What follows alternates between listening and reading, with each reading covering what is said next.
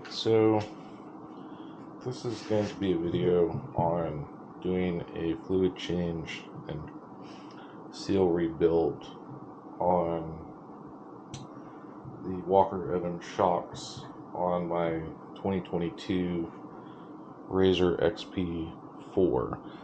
I could not find a single video out there where anybody had actually taken these apart. There's a few videos on the old XP1000 shocks, but as I got into this, there's a few differences with the Walker Evans on the Pro.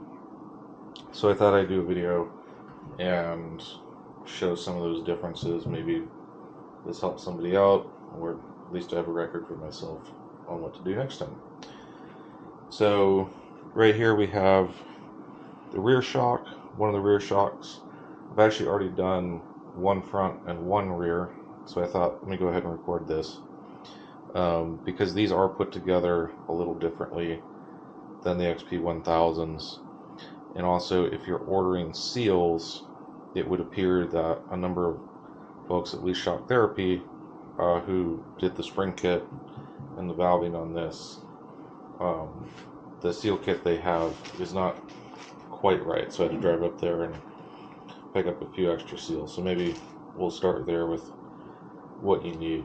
So Shock Therapy sells a seal kit, and they sell them based on the shock body size and the shaft diameter size.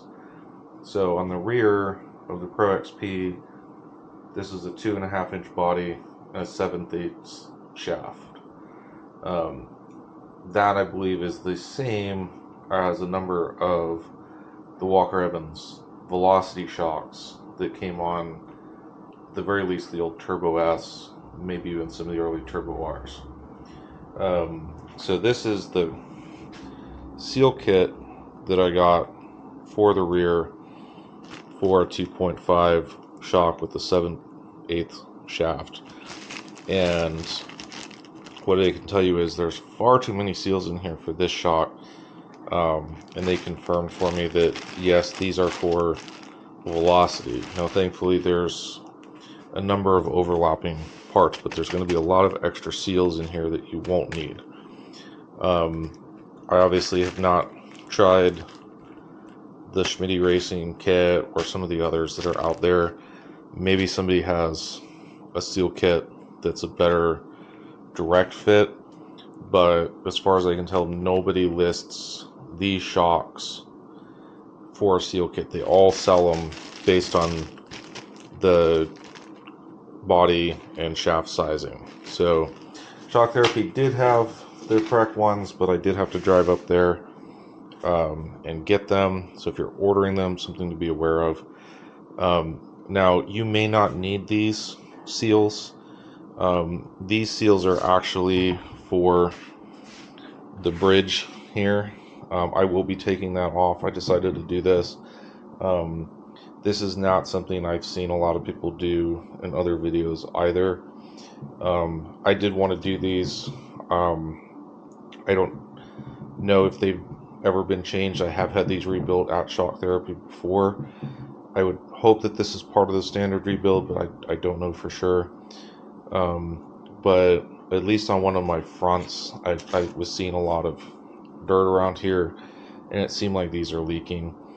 I will say this is one of the most pain in the ass moments of doing this job, because you do need to loosen this locking ring, and it appears there was some Loctite on at least one of the ones I've already done. We'll see how bad this is, but you probably are going to scratch this locking ring up. This locking ring, as best I can tell, is not sold separately unless it's listed as a crossover ring, and that's really all this is. And once we open this up, I'll show how this comes off from the top. Actually, there's a retaining clip in here, but you do have to loosen this in order to move this body head bridge piece down in order to get that retainer out. So anyway, that's what these are for. If you're not planning to do that, if you're not worried about this, then this standard seal kit, or probably any of the seal kits, will work just fine for you. As far as tools, of course, I had to get half the garage out in order to do this, because it takes more than you think you need. So definitely good to have yourself a set of calipers to take some measurements, because you're going to have to set the IFP depth, and just measure, a few things in here. I do not have a proper spring compressor, so what I'm going to be doing is just taking a little tension off with the ratchet straps. It's really easy on the rear. You probably don't even need to do that, but it's a little easier to turn your preload collar here if you take a little tension off. So we're not going to try to get too sketchy with these. It's a little worse on the front, but still, you're not taking really that much tension off. You're just trying to ease a little bit of the pressure off the preload collar so you can spin that off. So that's just the factory wrench. This is probably one of the most important tools you're going to need. I don't know how well you can see that, but this is just a pick that came in a kit off Amazon, but it's got kind of this bend to it. There's a lot of metal retaining clips, spring clips, that you're going to have to pull off. So get yourself one of those. I don't think just a straight pick is going to be anywhere near as easy. 16 millimeter socket for your bolt. Side cutters for just cutting the zip ties that we'll use. Assortment of rubber mallets. There's unfortunately a fair bit of hammering you're going to have to do. You're going to need can't quite see what size this is, but you're going to need a small head here. I can't read that. 330. Oh, it's a 330 seconds. That's for the IFP bleed screw. You're going to need a long extension. So a regular set of Allen keys is not going to do it. You're going to need to have something that you can put an extension on, because you're going to have to put this down inside the reservoir. So make sure you have that. This is a 27 mil. This is helpful for just breaking the tension on this cap right here. I'll show that. You may or may not need it. You might be able to push it down. One of them I was able to. The other one, you're just fighting the stiction of the O-ring that's in here once you get that cap off. So you have to deal with that. A nice old screwdriver, big fat headed screwdriver for turning that collar is helpful.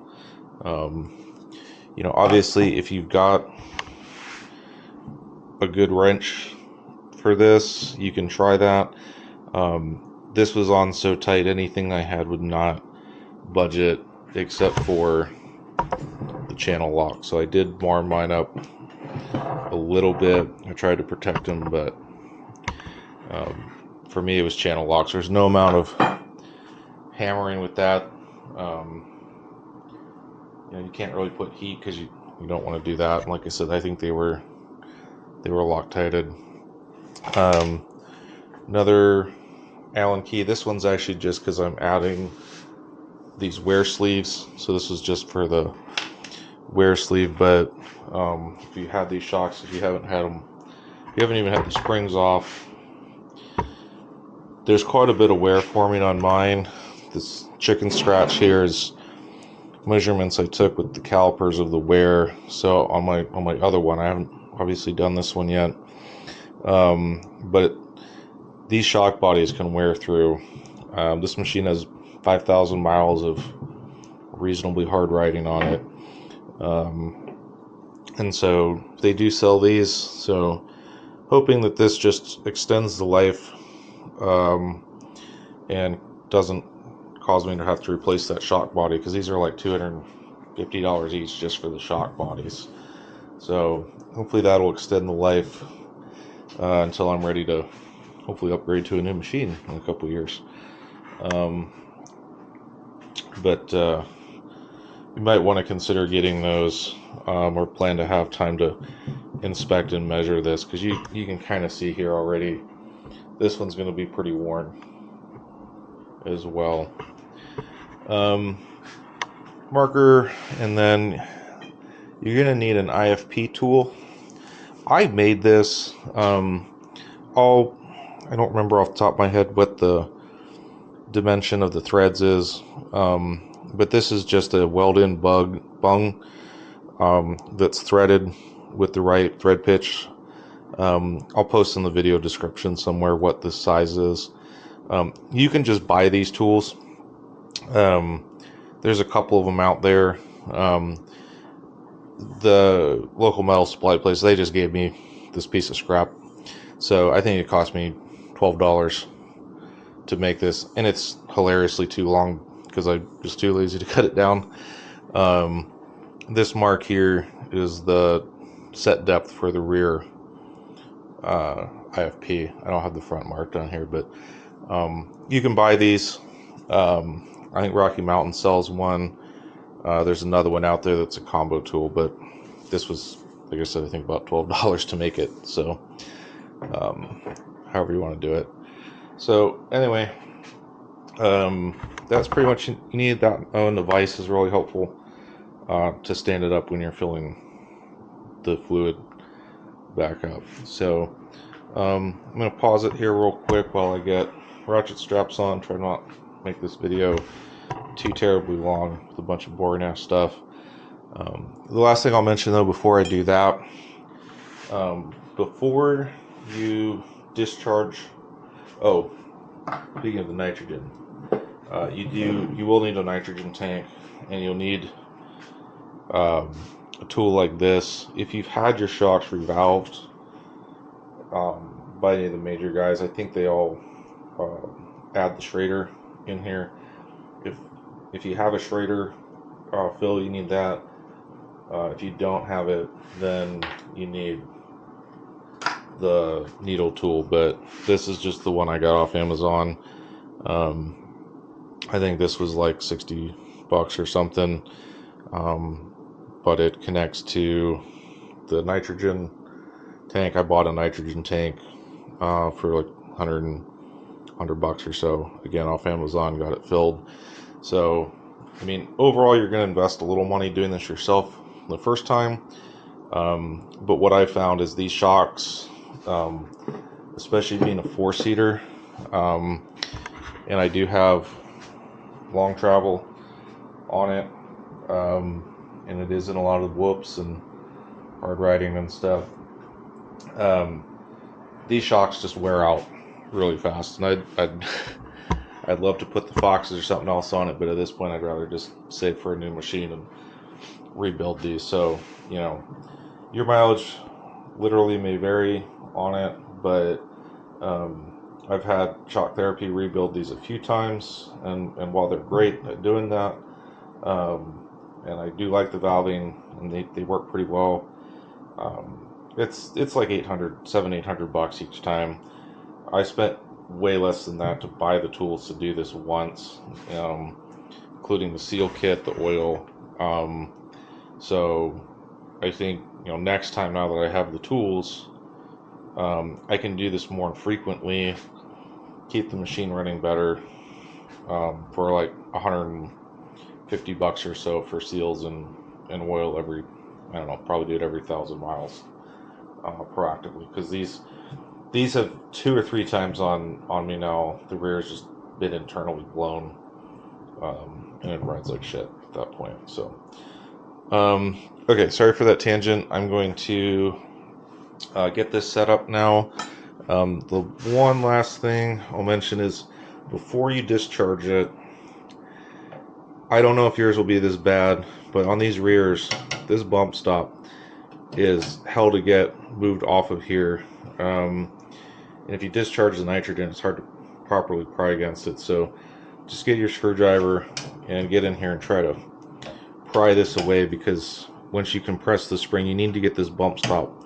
It doesn't need to be all the way up, but it needs to be far enough up that you can slide the retainer off here. So just watch out you don't hit your shaft seal, but you can kind of get in. You see I've already mostly got it, so I might need to move that a little bit more, but that should be pretty close. So I'm going to pause it here.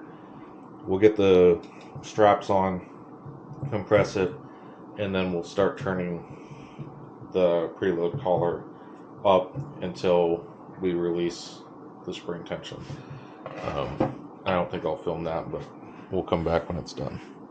Okay, so I've got the preload collar spun up enough. Again, these rear ones aren't too bad. It's just takes a little time. I mean, I literally had to put like 2 clicks in the ratchet strap.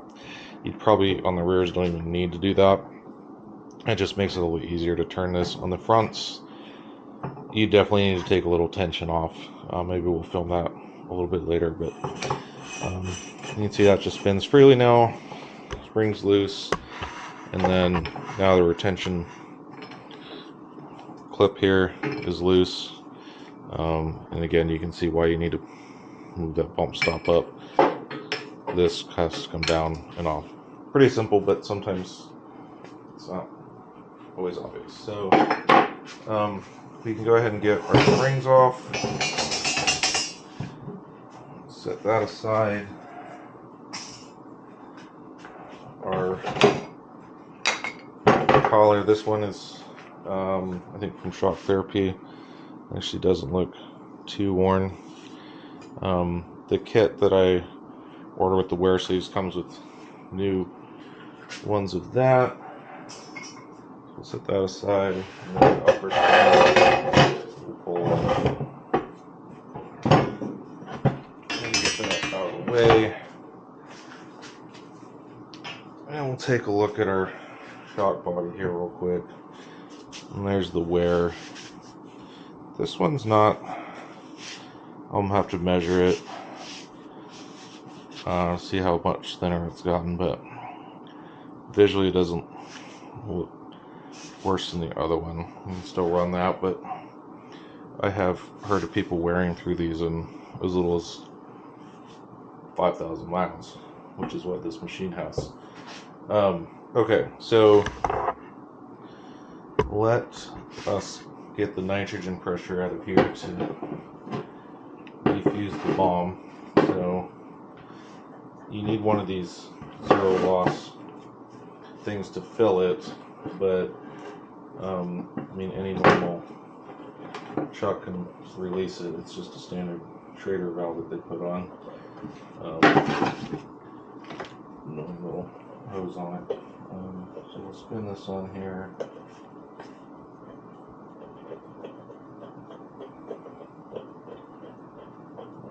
This will give you an idea of what your pressure was if you were holding pressure. Already, if you were sealed or blown externally, you wouldn't have any pressure left. So now that this is on, just turn this guy down. You can hear it hissing because I don't have that perfect on there. So pressure on this one was a little low, so you can just open that and vent it. There's not that much volume in here, so we'll just let that bleed off, and then for extra safety, those, what we'll do is actually, now that that's bled off, close that, back this out, and take this back off. I suppose this is one tool I didn't mention earlier, but get yourself, you have one of these machines, especially if you do your own tires like I do,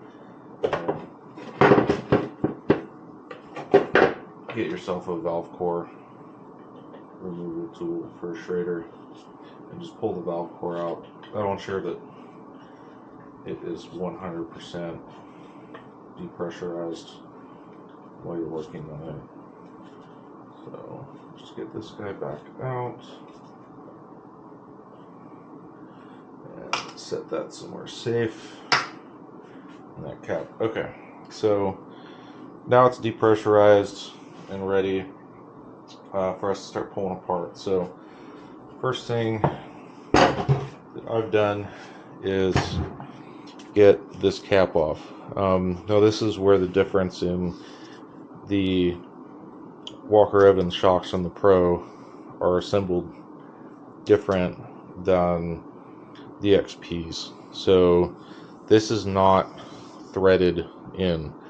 This is actually just held in with a spring clip, and the pressure pushes it out. So now that it's depressurized, we might be able to just push this down, but we are fighting the stiction of the bow ring. So what I found, set that over it, hit this like so. That you see now is pushed down in there, and I don't know how well it shows on camera, but you can kind of see the spring retainer. So now I can take my pick and come in and just grab, and since I was doing that one-handed, I couldn't catch it, but that's how it works. So once you have that off, I just have bags here to label everything. These are fronts, and then we'll grab our bags for the rear.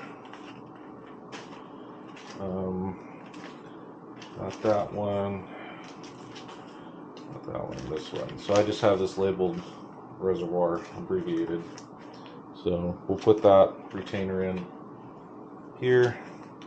They may, they're definitely different sizes. So I would just recommend keep it safe, label it. So now we've got to wiggle this guy out. You should be able to just kind of grab it with your hand and slowly wiggle it back out now that it's kind of broke free. But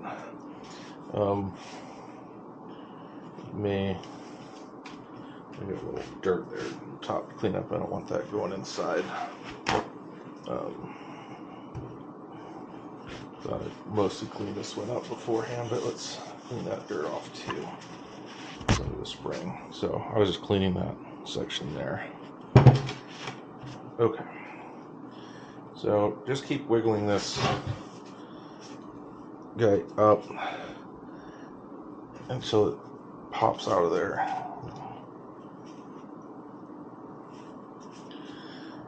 I think I hit that down in there pretty good. So let me pause it again while I fight with that and get that guy out of there. Got that out of there. So you can see this is the cap that seals the reservoir, and there's just a groove that that ring sits in. And there's another one below it that stops this from going, but you don't need to take that one out just yet. Actually, I don't think you can. I take that back. There isn't another one.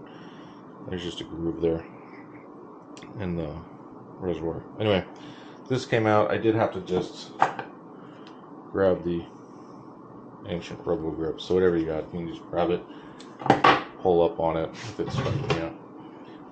So that's one of the seals you're going to be replacing right there.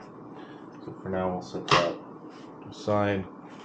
And then the next step is to get the IFP out. So we'll turn to our homemade tool here. Which, again, I probably do need to just cut this down because it's hilariously too big. But that's fine.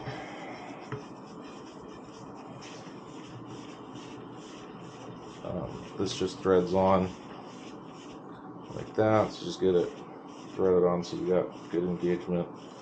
And then obviously there's a IFP seal as well, so just kind of wiggle this out as best you can.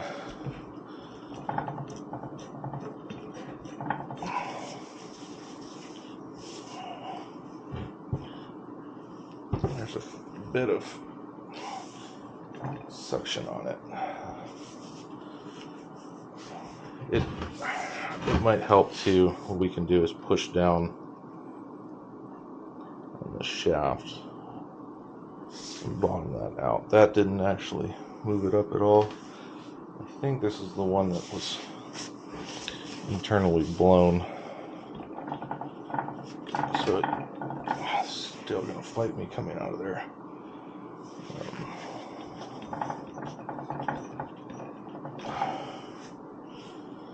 It is really stuck on there.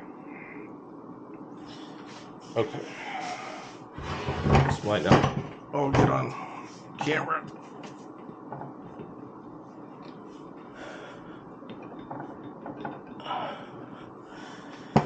Okay, what we're going to do, I think we're fighting too much suction, so I'm going to stop. The other one came out just fine this way, but what we'll do is maybe open the other end of the shock tube up and try to relieve the pressure, because I think we're just fighting the suction. So we'll pull the shaft here back out, and then what we're going to do is start by getting his cap off. So again, here's another difference in Walker Evans, XP1000 and Pro shocks. So this is just a dust cap basically with a wiper on it, and there's a little lip there you can hit against with the screwdriver. A little that way. Rotate it. And then kind of got to go back and forth and just work this little dust cap off.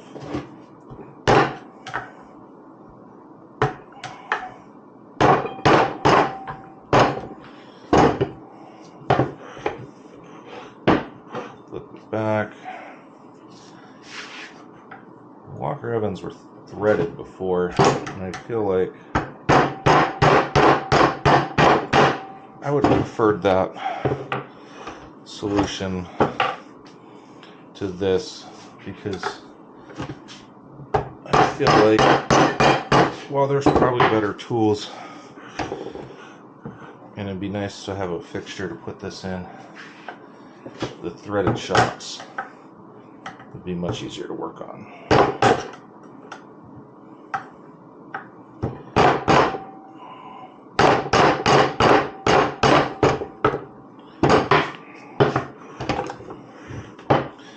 And if you got a buddy around that you can rub with some beers to help you, it does make it easier.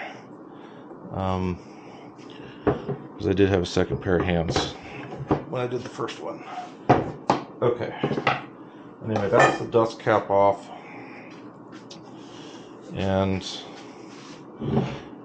we can see there's another ring in there for the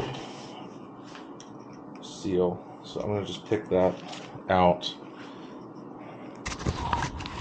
try to capture this as high as my camera will go, but it's the same as the other one. Just got to get your pick in here and try to push this down a little bit here too to help, if we can move it. We got a little bit, so there's no way to obviously get a socket or hammer on that. You probably don't want to, but all I'm doing is just grabbing it like this and pushing down and bending my improvised table in the process. But Just need to take a little pressure off of that snap ring. I guess it's not, I don't know if it's technically a snap ring or not, but spring clip.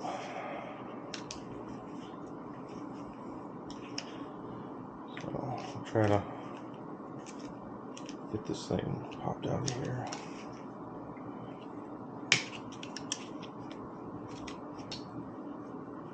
I need a little bit more.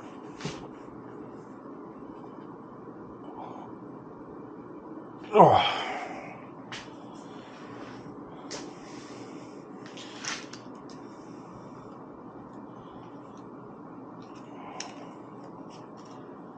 This one just, it's not cooperate quite as well. Okay, I think we got it. So you can see I got the pick kind of under like that. I got it started. Just want to be careful not to bend that snap ring or lose it. And there she is. Alright, let's bag that one. So I have that labeled as the outer body. There's going to be another one right behind it. That's the insert body one.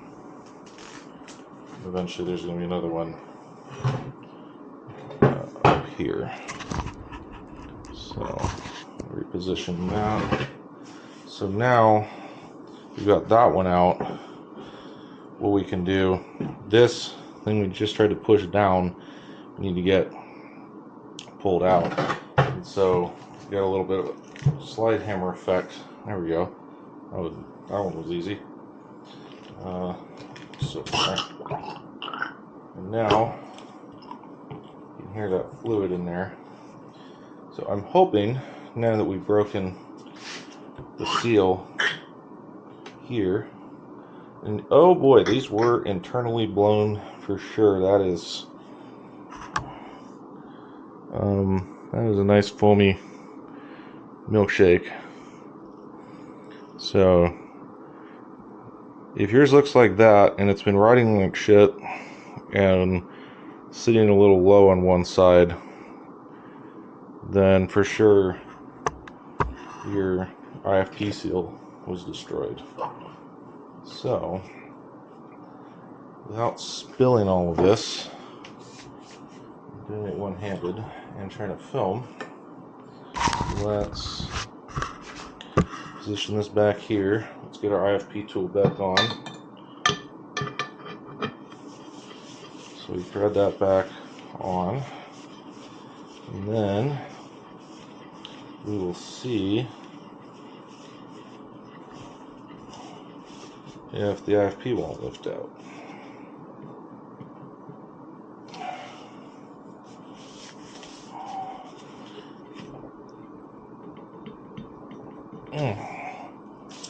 She is really on there.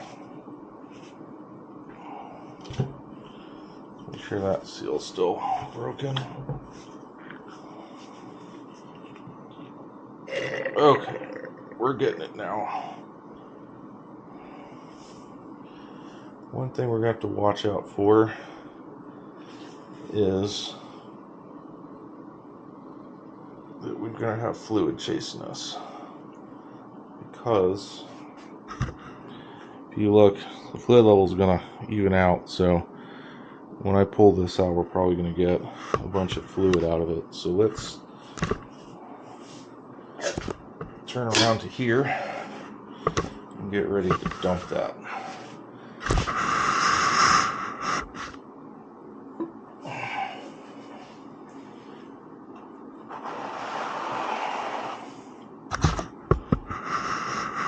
See if we can't position this to where we don't make a god-awful mess.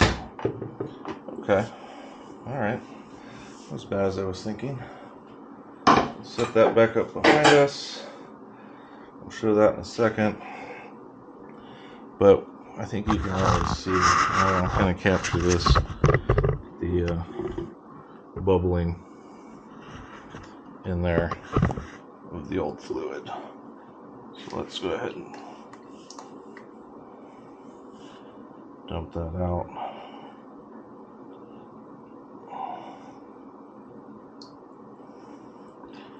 We'll get the other side drained. This container's almost not big enough. Pour from both sides.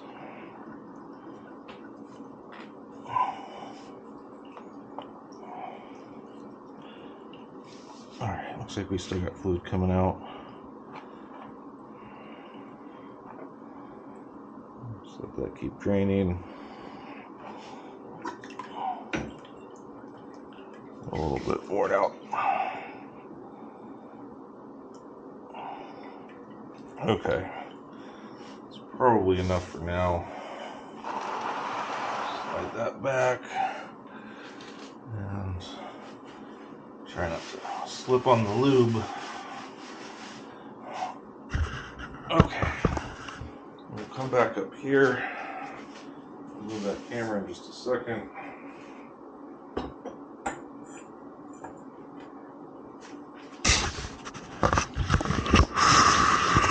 And then the next step before we can get this guy fully out of here, we're going to stand this back up. Move our IP out of the way. Really need a proper shop for all this. And that's as high as this goes again.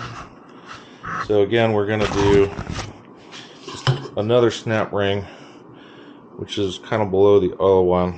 So this piece right here, this is actually the end seal, end cap right here that would normally have been threaded, but I can only suspect that this is somehow a cheaper design. So there's not really much to see right here, but probably not a bad time to fast forward, or maybe we'll edit this out. We just need to reach in here again with the pick, pop that other spring clip loose. You can almost do this one with just your hand until it's free. And then here's another spring clip.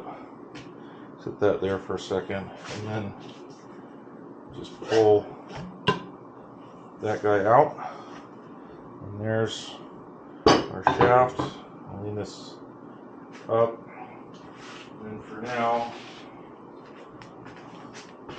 I'll wipe it off, probably with a clean rag here in a second, but I'm just going to put it in this bag to kind of protect it for a second while we get situated, and then we'll come back and replace the seal. So I'll pause again. I'm going to get this drained, clean things up a little bit, and we'll be back to do the seals.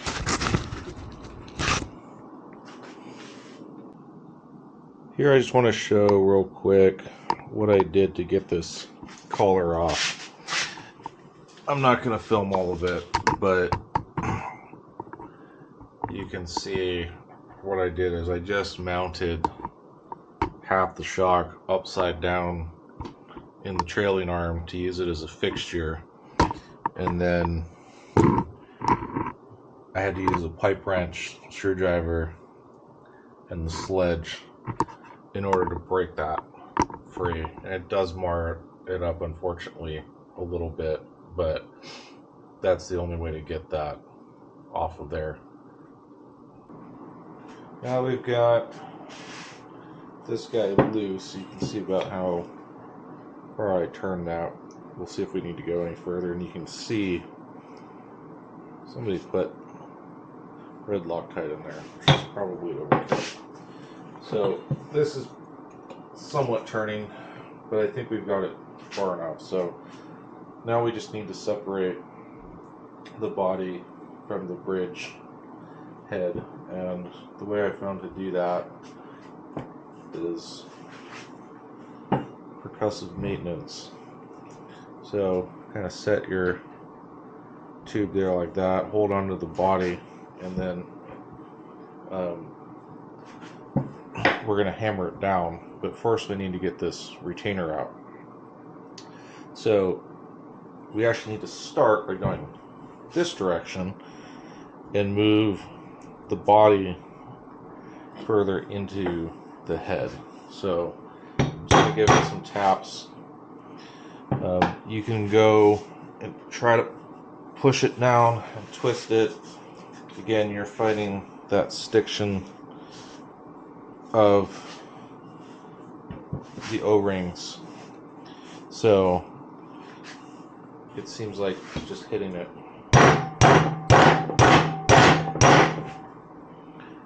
We've got to move it more than that.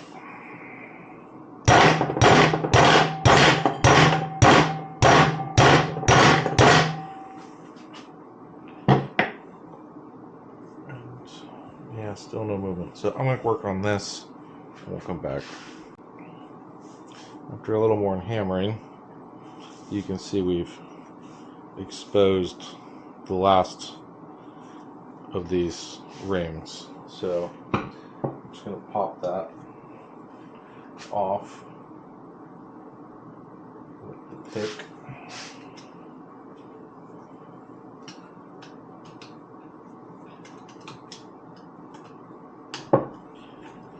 And put that in the last of our bags.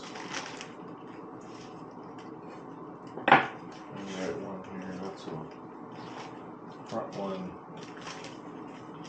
Insert. Okay, top body. This is the top of the body. Near the adjuster, that's how I marked it. Alright, so now that we have that ring off, we can then hammer the body back out the way I was showing here, where we kind of set it up like that and then just hold on to it. Hold on to the body while you rest that on preferably a soft table.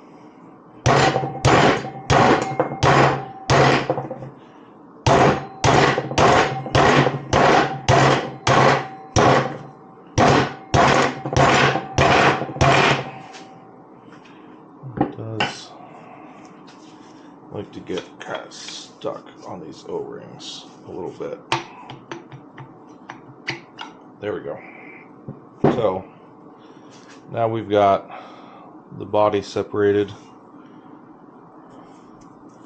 from the head. The only one I'm not going to change is this seal or the adjuster seal. Those seem to be fine, so I'm not going to touch those. So now we can start actually replacing O-rings. I'm going to set the body out of the way. I'm going to grab our head seals, and you can see there's two. Let's see if I can angle that. There's two O-rings in here. So I'm just going to grab my pick and pop those out. There's one.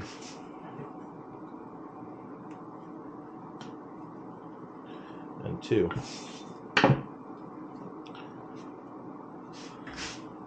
Throw those away. We'll get our new ones. Again, these are the ones that do not come in the kits, at least for the rears. I don't know if I'd mentioned it earlier, but when I was describing what does and does not come in the kit, but I was speaking specifically about the rears. The shock therapy front kit does include these.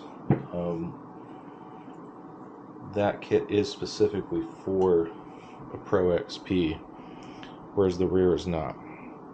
So there we go. We've got our new seals in there, and we can either pivot to these or go ahead and just reassemble this. Take a quick look here at condition we're all right. Seems like there's a little something going on up there, but it wasn't leaking. So let's go ahead and just put this back on the shock body. Assembly is often the reverse of disassembly. So try to get this started. I may not film this whole thing because sometimes these are a bit of a pain in the butt. Let's tilt it back up here. Let's see what's going on. So I'm just trying to wiggle this on as best I can, and then while holding with one hand here, try to get some taps, tapping and wiggling until it goes on. And these have fought me a little bit to get on, but you also want to pay attention before you lock this ring down that you've got them clocked correctly. On the rear it's just straight this way, but when you pull your fronts off, you want to note that one of them will be clocked like that and the other will be clocked the other way to fit up under those front plastics. So I'm going to keep working on this. It's not bad. We just need to get that past the groove where that ring will sit back in there.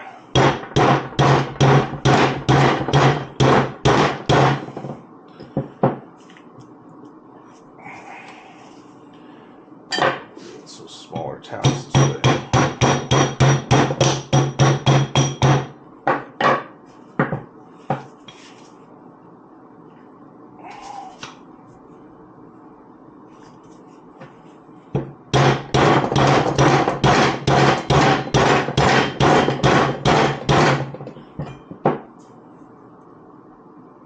Still not quite there, so I'll pause, keep working on that.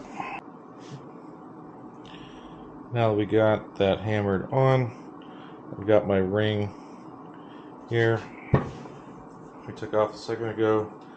Just push that back over the top until it seats in that groove all the way around. And then now we need to get this pushed back up against it tight. So again, if you're able to just manhandle it, but there's a lot of friction with those O-rings, so sometimes it moves, sometimes it doesn't, as you can kind of work it back. So I'm just going to go back to this method.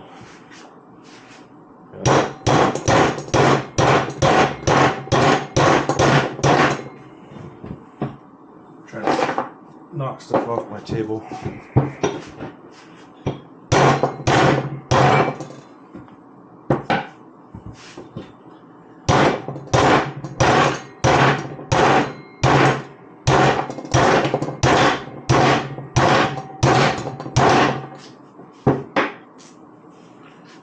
We're almost there.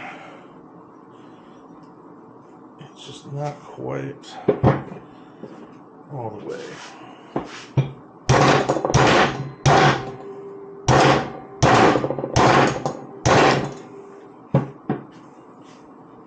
Alright, we'll keep messing with this. I finished hammering on that, put the ring in. It's hard to see that it's back in there because this is now pushed flush, and then the locking ring is just tapped back in. I did put blue Loctite back on it. I did not put red. Red seems excessive, but I guess we'll find out. So we're done with this guy for the moment, so I'll set it aside. We'll come back to that in a minute, and now we will get our seals replaced. So, do that back down. Focus there. Okay. So, easiest ones first. Get into our bag. Again, most of these will not be applicable to this shock, but we'll find the ones that are. Again, there are far, far too many.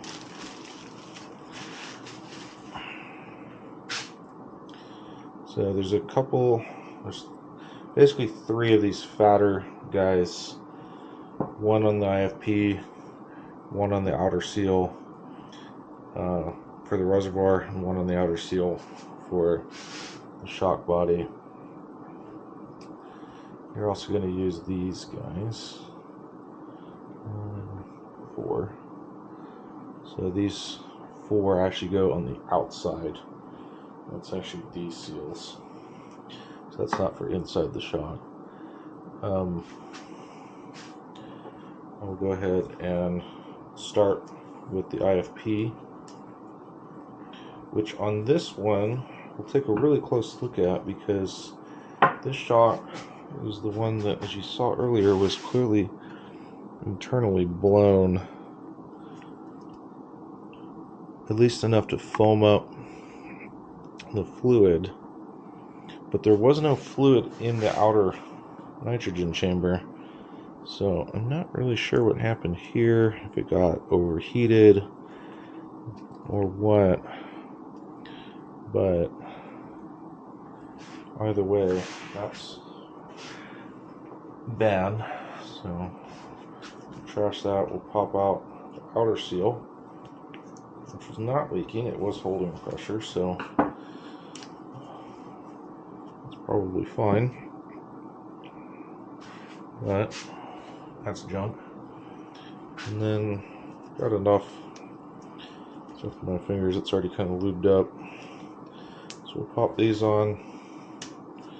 We'll pop this guy on. And then we'll just set those safely aside for the moment. And then we can replace this seal on the piston. We can do that without unbolting the shim stack or anything. It will come off just fine. So also trash. I'll put the new one on. We'll go over that. Up here. And pop it in the groove. So that's kind of 3 of your main seals.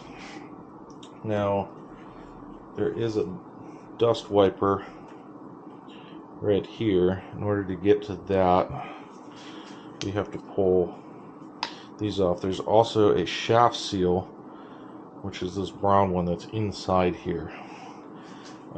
There is another wiper in here, but I did not replace that one. I think they give you a black one.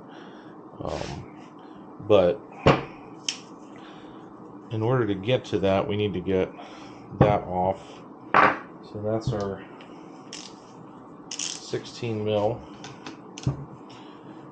and I'm going to just grab my little impact because it's very difficult to hold this. So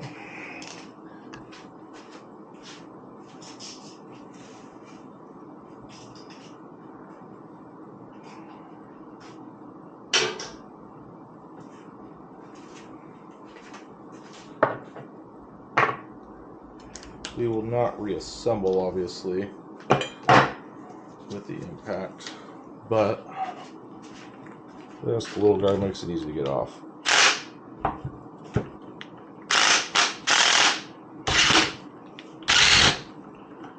Alright, there's our nut. And then, in order to keep all of our shims organized, we'll take a zip tie and just slide it down the inside of the tube here and then pull our stack off, and then close it up. So we'll just set that aside for a second so we don't get those out of order. And then we can pull this guy off, and then we can now see the wiper and the seal. Again, that wiper is really kind of in there, and I did not replace it on the other one. It's probably this guy, but I don't know that it matches up perfectly because of the disconnect. So I'm just going to pick this actual seal out.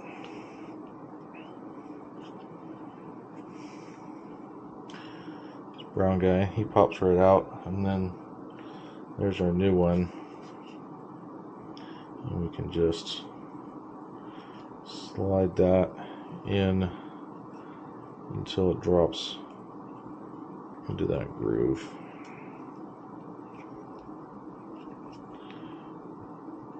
Like so. Now they do make a tool to fit over this to make installing this a little bit easier.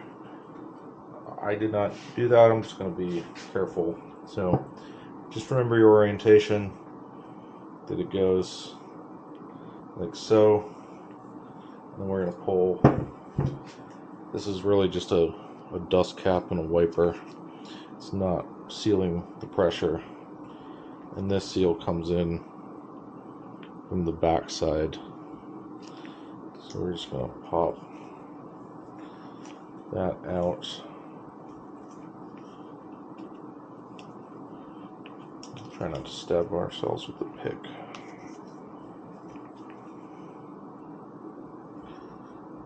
Maybe we don't even need the pick. We'll just push it out. Maybe. There we go. A little dirty. We'll clean that off.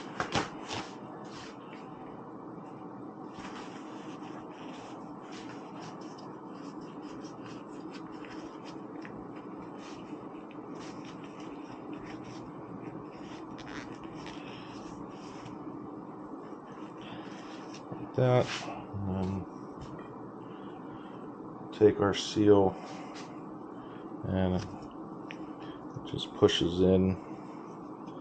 The front one is far more challenging for some reason, but this one just pops in nice and clean.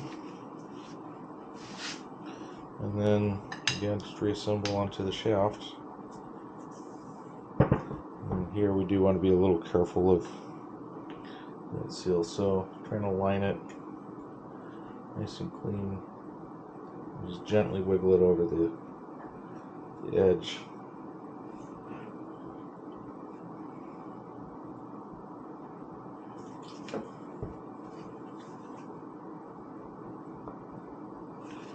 Almost there. Perfect. So it just pops over. That's our shaft seal. And then I just need to start reassembling our shim stack. Careful not to lose the order of it. So I'm just going to cut the zip tie right there.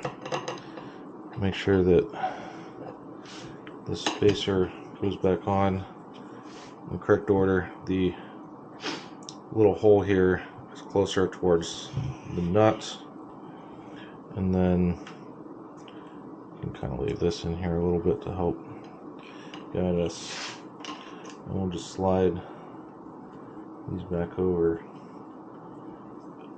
Ideally as an assembly, if not we can do them one by one. There's that.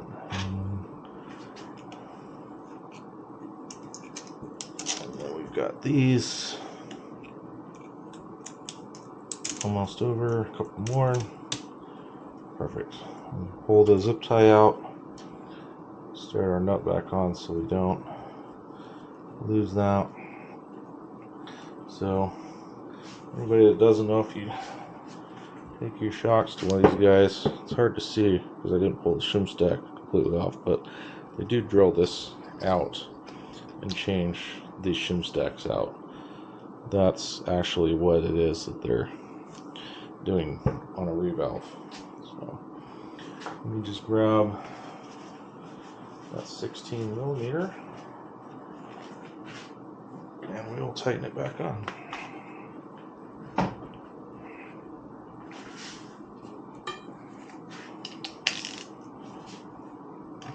I'm sure there's a torque spec for this, but it is a locking nut, so I'm going to go snug but not too tight.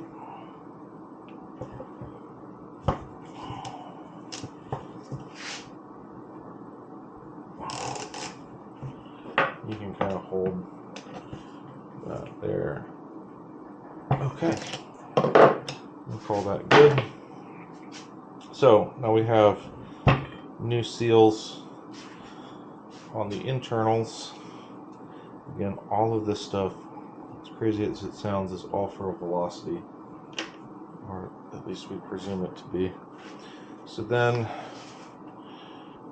you can pop these out one at a time, is what I found was easiest. Just stabbed right through that one. So just pop that out, clean this out. These are actually pressed in and secured with a snap ring. The collars here, not the O-rings, obviously. So throw that away, and then again, it's easiest to do these one at a time.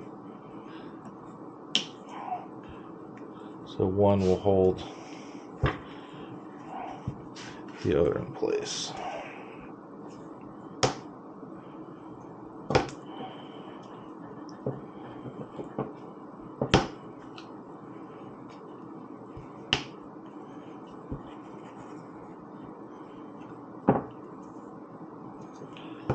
You're going to have two more like this on the other end. I probably won't film that, but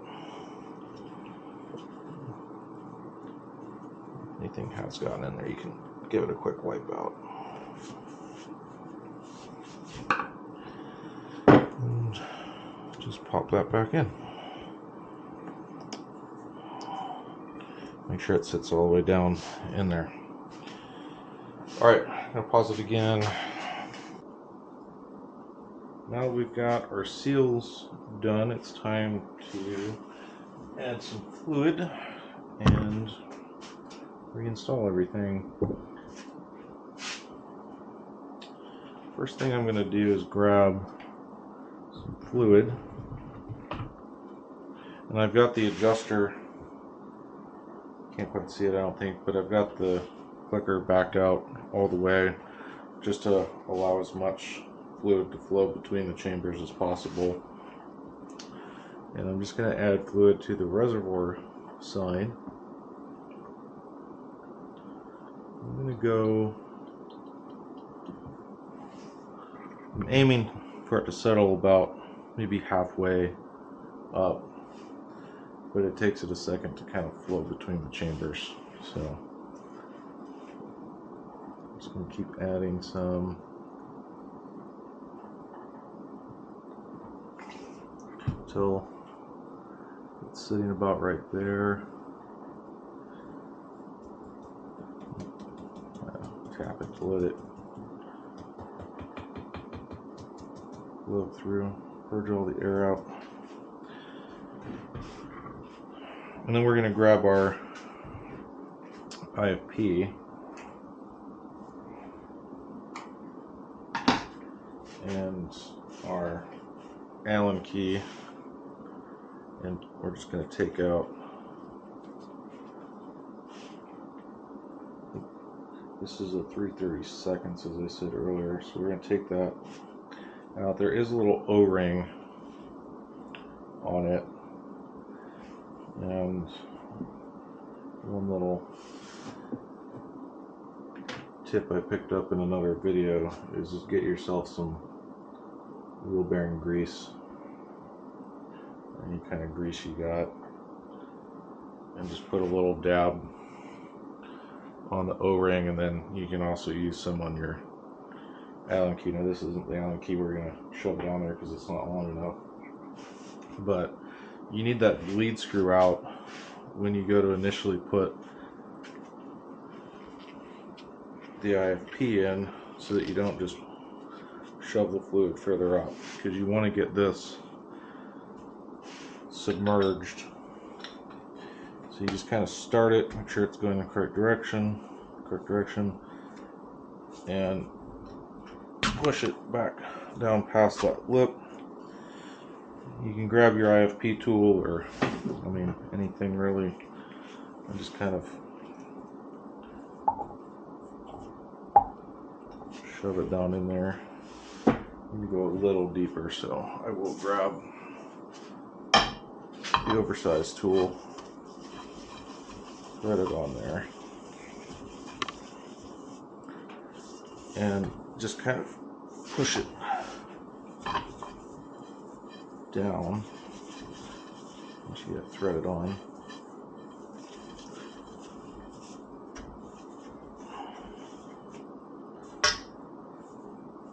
Be careful as you do this, because it will try to spray fluid, so I kind of get my hand cap there.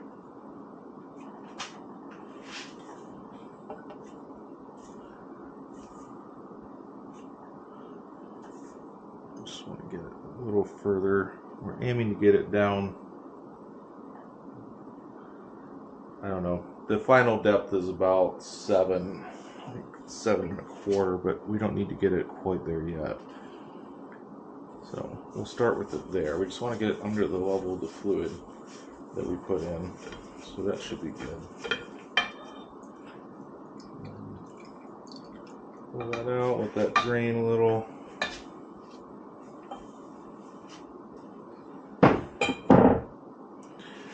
Take a look down there. Try to aim the camera down. You can see, maybe it might be very hard to see, but the IFP is now below the level of the fluid, and the bleed screw's out, so the fluid has come up through there. I'm just going to add just a little bit more to ensure that it stays fully submerged. That looks pretty good. And then we're going to grab our longer Allen key. I have a bunch of extensions. A little dab of grease on it. Pick up our bleed screw. And again, you can see how I've got that set up. I'm just going to drop, well, hopefully not drop, but guide this down and temporarily reinstall the bleed screw to seal that off. Doesn't need to be super tight. So now that we've got that down there, we're going to fill this chamber with fluid all the way to the top while reinstalling our shaft. So I'm just going to pour a good amount in.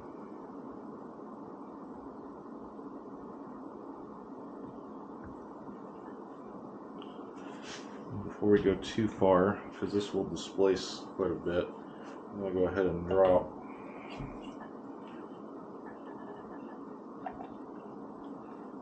again, not quite drop, but guide this shaft down in there. And once we've got it about right here, we need to grab our snap ring, our spring clip, whatever nomenclature you prefer. I'm sure one is more technically correct. Technically correct being the best kind of correct. And then just guide this down into the second groove. This is where, again, I feel like it's probably a lot easier on an XP1000 shock, but this works. Alright, so once you verify that that is nicely seated, this is probably close enough that you can see what's happening. There's a lip here and a lip here, and this seal sits recessed just a little bit in here. And this is what your outer seal is. So instead of threading it in, they came up with this nonsense. So now we need to ensure that we don't have any air in here as we're doing this. We're going to also bleed this out later, but we can't take that screw out of the IFP yet because the fluid will come all the way up. So I'm going to keep adding fluid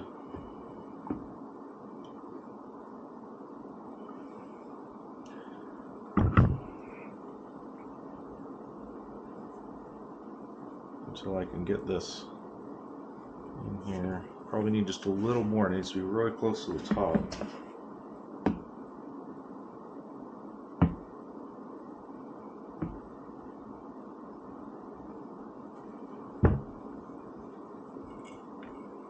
And a little bit will come out, and that's totally fine.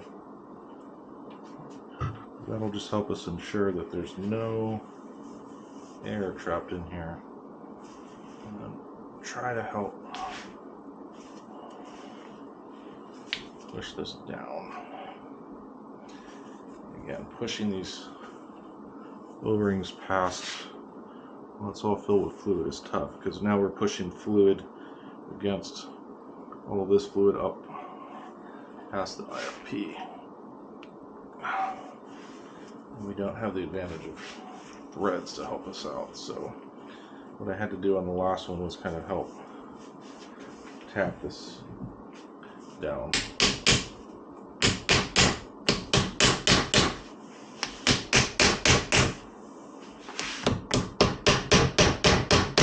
So yeah, I'm going to pause while I work on that. And we're back. I was able to get this down by just pulled the shaft back out, pushed it in a little bit more and double checked the fluid, and it just eventually just slides down. So now we're going to grab our outer body snap ring, and just like all the others, go ahead and guide that in until it clips into its groove. We'll leave the cap off until we verify that this is pressed back up. Okay, getting a little heavy. This is not technically bolted down. Alright, now we need to go back to the IFP, get the fluid out of my way here.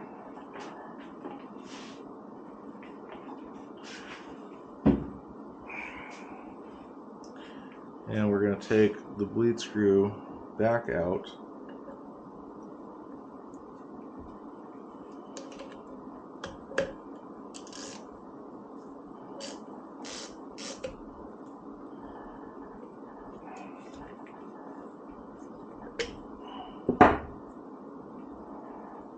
Just unthread the bleed screw.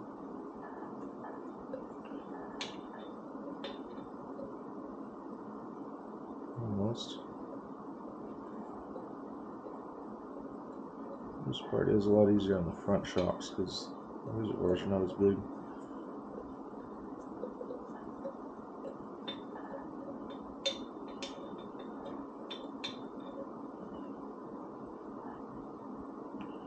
Alright.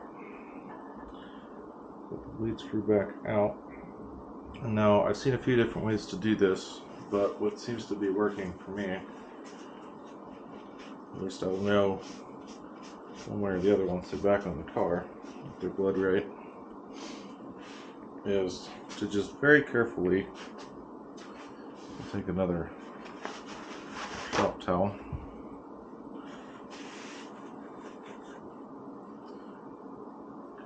and again make sure that you've got fluid over this at all times. So watch it without squirting it up at yourself, but gently stroke it, and we'll see how good we did originally. Some air bubbles come out.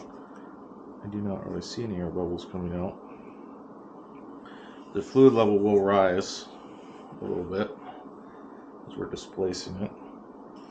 And then we just want to make sure that as we're drawing this back up, we're not sucking the air in. So as long as it's covered with fluid, it should be fine. I also found it's helpful to just give a few little tapas on the bridge to shake out any air that might be trapped in there. I did this a couple times already off camera. And then we'll give it another stroke.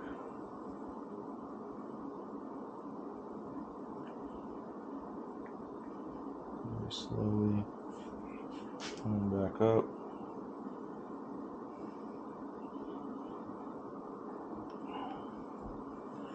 And then we'll also give this just a very little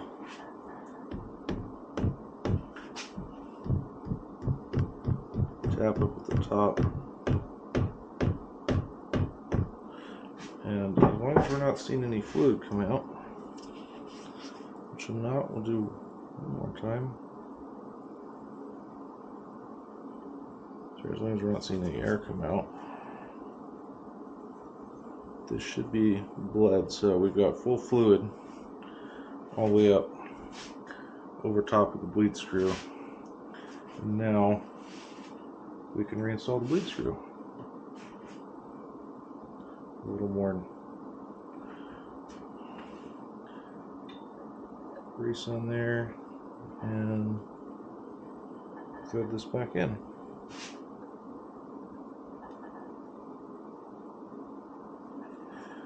Snug it up a little bit.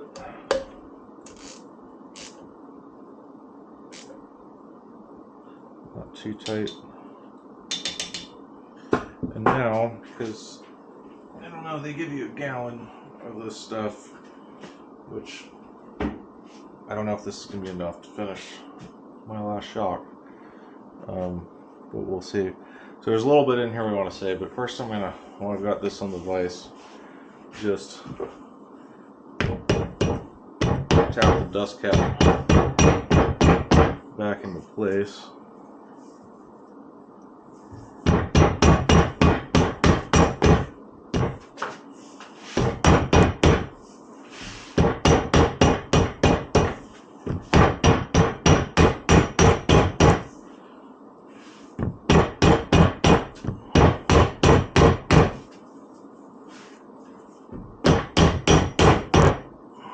Alright, now let's drain.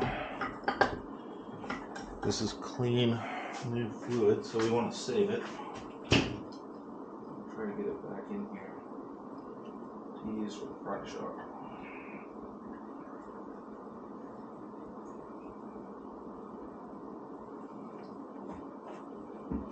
Alright, now the last thing, not the very last thing to do while we've got this in here in the vise is grab our cap, our reservoir cap. Move that seal up just a little. So now you should have no fluid in here, other than trace amounts is fine.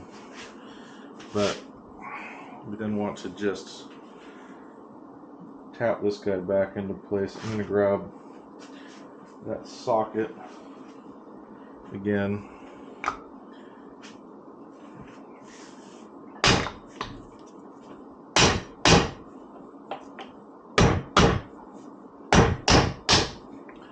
I don't want to overdo it. Just needs to be low enough to get the last snap ring back into place.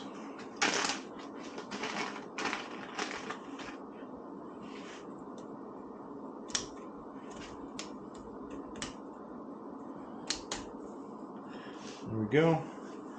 And then verify. Just pull. That's what I did to get it separated. Pull it back up tight with whatever pliers you got. So